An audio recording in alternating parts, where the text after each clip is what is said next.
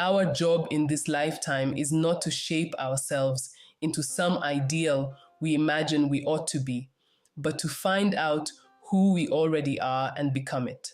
Most of us have two lives: the life we live and the unlived life within us. Between the two stands resistance. Resistance is not a peripheral opponent. Resistance arises from within. It is self generated and self perpetuated. Resistance is the enemy within. Resistance cannot be seen, touched, heard, or smelled, but it can be felt. Any act that rejects immediate gratification in favor of long term growth, health, or integrity, or any act that derives from our high nature instead of our lower. Any of these will elicit resistance. Late at night, have you experienced a vision of the person you might become, the work you could accomplish, the realized being you were meant to be? Are you a writer who doesn't write, a painter who doesn't paint, an entrepreneur who never starts a venture? Then you know what resistance is.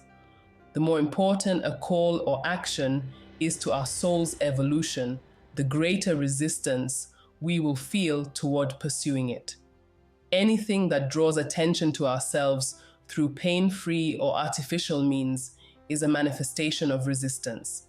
Research can become resistance. We want to work, not prepare to work.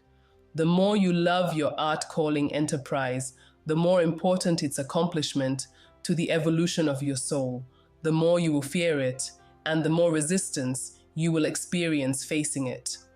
On the field of the self stand a knight and a dragon. You are the knight. Resistance is the dragon. Defeating resistance is like giving birth.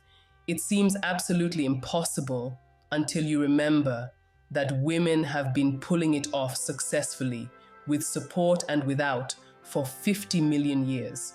Are you paralyzed with fear? That's a good sign. Fear is good. Like self-doubt, fear is an indicator. Fear tells us what we have to do. Remember one rule of thumb: the more scared we are of a work or calling, the more sure we can be that we have to do it. Don't prepare, begin. Our enemy is not lack of preparation.